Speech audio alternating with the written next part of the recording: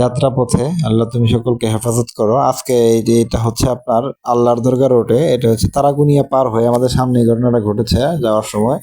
এটা হচ্ছে একটা প্রাইভেট কার, একটা ভ্যান অটো আর একটা হচ্ছে আপনার অটো, এই তিনমুখী সংঘর্ষে ওই একটা মহিলা দেখতে পাচ্ছেন, তার মাথা দিয়ে কিন্তু অঝরে রক্ত পড়ছে, তাকে কিন্তু হাসপাতালে নেওয়ার জন্য তড়িঘড়ি করা হচ্ছে। আর অনেকে ইনজুর্ড আছে এদিকে। এই দেখেন অটোর কি অবস্থা, অটোর যারা ছিল তারাই কিন্তু বেশি ক্ষতিগ্রস্ত হয়েছে। এইখানকার যারা ছিলেন ওই দুর্ঘটনার মুহূর্তে তাদের ভাষ্য মতে যে ভ্যান অটো এবং কি প্রাইভেট কারের সংঘর্ষের ভিতরে কিন্তু এই যে অটো যারা আছে এদের কোনো আসলে দোষ ছিল না, এদের উপরে আলাদা সাইডে ছিল, সেখানে গিয়ে তাকে মেরে দেওয়া হয়েছে।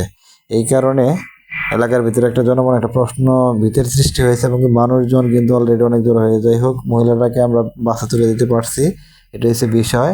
আর মহিলাটা বলার চেষ্টা করছিল যে আপনারা একটু থাকেন ভাই, আপনার এই মহিলা যেন ক্ষতিপূরণটা দেয় প্রাইভেট কার। যাই হোক, আমরা যেহেতু এখানকার লোকাল না, সকলের উদ্দেশ্যে একটা কথা, যাত্রা পথে অবশ্যই সাবধানতা অবলম্বন করবে।